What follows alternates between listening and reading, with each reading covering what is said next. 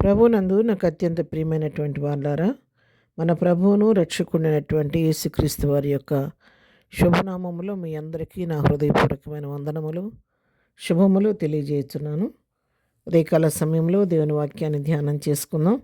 ఈరోజు వాక్య ధ్యానం కొరకు మనం తీసుకున్నటువంటి లేఖన భాగము యెషయా గ్రంథము 28వ అధ్యాయం 29వ వచనం చదువుకుందాం. జనులు సైన్యములకు అధిపతి యెహోవా చేత దాన్ని నేర్చుకుందరు. ఆశ్చర్యమైన ఆలోచన శక్తియు అధిక బుద్ధియు అనుగ్రహించువాడు ఆయనే. ఆమేన్. దేవుని నామమునకు మహిమ కలుగును గాక. ఇక్కడ వాక్య భాగాన్ని మనం గమనించినట్లయితే ఆశ్చర్యమైనటువంటి ఆలోచన శక్తి, అధిక బుద్ధి అనుగ్రహించేవాడు ఆయనేనంట. ఈ ఉదయకాలం దేవుడు మనకిస్తున్నటువంటి గొప్ప అభయం ఏంటంటే, నీకు ఆలోచన కొదువుగా ఉందా? అనాలోచనమైన పరిస్థితుల్లో చిక్కుకుపోతున్నావా? ఊహించినటువంటి రీతిగా నువ్వు తీసుకున్న నిర్ణయాలు నిన్ను తప్పుత్రోవ పట్టిస్తున్నాయా? నేను ఏది చేసినా కూడా దానిలో నాకు ఆశీర్వాదం రావటం లేదే. నేను ఏ నిర్ణయం తీసుకున్నా, ఏ పని చేసినా కూడా నాకు దానిలో నేను ఆశీర్వాదాన్ని చూడలేకపోతున్నానని చెప్పి నువ్వు కృంగిపోతున్నావా? ఉదయకాలం ప్రభు నీతోనే మాట్లాడుతున్నాడు. ఒకవేళ నీ ఆలోచన సరైనదిగా ఉండలేదేమో, నువ్వు చేసుకున్నటువంటి నిర్ణయాలు, నువ్వు చేసే ఆలోచన అది నీకు ఆశీర్వాదంగా ఇంతవరకు ఒకవేళ లేవేమో, కానీ ఉదయకాలం ప్రభు నిన్ను పిలుస్తున్నాడు. నా కుమారుడా, నా కుమార్తె, నీకు ఆలోచన విషయంలో నేను నీకు సహాయం చేస్తాను. ఆశ్చర్యమైన ఆలోచన శక్తిని నేను అనుగ్రహించేవాడను. అధికమైనటువంటి బుద్ధిని అనుగ్రహించటకు శక్తి కలిగిన దేవుడిని కాబట్టి నీకు ఏ సహాయం కావలసిన నా దగ్గరికి రా.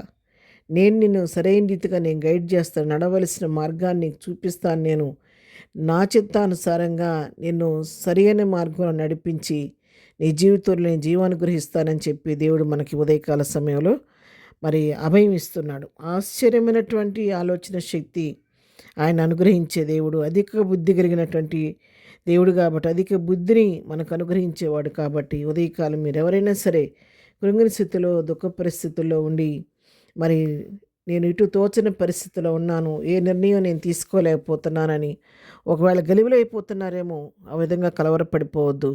ప్రభు వైపు చూడండి. ఆయన ఆశ్చర్యమైనటువంటి ఆలోచన నీకు అనుగ్రహిస్తాడు, అధిక బుద్ధిని నీకు అనుగ్రహిస్తాడు. అందుకే ఇర్మియా గ్రంథంలో కూడా మన వాక్య భాగాన్ని చూసినట్లయితే ఇక్కడ 32వ అధ్యాయం 19వ వచనం చదువుకున్నట్లయితే, ఆలోచన విషయంలో నీవే గొప్పవాడవు, క్రియలు జరిగించే విషయంలో శక్తి సంపన్నుడవు, వారి ప్రవర్తనను బట్టి వారి క్రియాఫలమును బట్టి అందరికీ ప్రతిఫలం ఇచ్చుటకై నరపుత్రుల మార్గములన్నిటినీ నీవు కనులారా చూచున్నావు. ఆమేన్. ఇక్కడ ఈ వాక్య భాగాన్ని చూడండి. ఆలోచన విషయంలో నీవే గొప్పవాడు, నేను మించినటువంటి వారు ఎవరు కూడా లేరు. అంతేకాదు, క్రియలు జరిగించే విషయంలో నువ్వు శక్తి సంపన్నుడవు. నువ్వు వారి వారి ప్రవర్తనను బట్టి, వారి క్రియాఫలాన్ని బట్టి ప్రతి వారికి ప్రతిఫలం ఇవ్వడానికి నరపుత్రుల యొక్క మార్గాన్ని కనులారా చూచున్న దేవుడివయ్యా. నీకు మరుగైన సృష్టి మీ లోకంలో ఏదీ లేదు.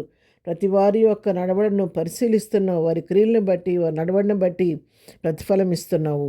నువ్వు ఆలోచన విషయం నీవే గొప్పవాడవు, క్రియలు జరిగించే విషయంలో శక్తి సంపన్నుడు అని చెప్పని ఇక్కడ ఇర్మియా భక్తుడు కూడా దేవుని వాక్యాన్ని మనకు తెలియజేస్తూ ఉన్నాడు. కాబట్టి ప్రియులారా, ఉదయకాల సమయంలో ఆయన క్రియలు జరిగించే విషయంలో శక్తి సంపన్నుడు, ఆలోచన విషయంలో గొప్పవాడు కాబట్టి అటువంటి దేవుని సహాయం తీసుకొని మన జీవితాల్లో, ముందున్నటువంటి జీవితాల్లో ప్రభు సహాయం తీసుకొని ప్రభు యొక్క ఆలోచన చొప్పున, ఆయన యొక్క నడిపింపు చొప్పున ముందుకు సాగిపోయి మన జీవితాల్లో జయాన్ని పొందుకొని జయ జీవితం అనుభవిద్దాము. అలాంటి కృపాధన్యత ప్రభు మనకందరికీ దయచేయను గాక. ఆమేన్. ప్రార్థన. ప్రేమగల తండ్రి, పరిశుద్ధుడైన మా ప్రియ ప్రభువా, నీ పరిశుద్ధ పాదములకు వందనాలు.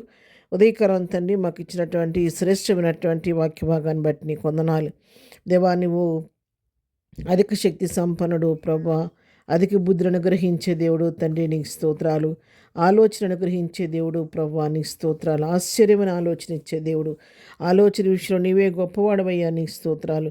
క్రియలు జరిగించే విషయంలో శక్తి సంపన్నుడు కాబట్టి ఉదయకాలం నీ బిడ్డలందరి పరిస్థితులను గమనించండి. వారికి కావలసినటువంటి నడిపింపు మీరు దయచేయండి. నీ ఆలోచన వారికి చెప్పండి, నీ బుద్ధిని వారికి అనుగ్రహించండి. వారి శక్తి వారి పట్ల, నీ కార్యాలు, శక్తివంతమైన కార్యాలు వారి పట్ల జరిగించి వారికి ఉన్న దుఃఖాన్ని కొట్టివేసి, నిట్టూర్పుని తీసివేసి ప్రతి వారి జీవితంలో ఆనంద సంతోషం వెలువరియడానికి చేసుకోవడానికి సహాయం చేసి కృప చూపించండి.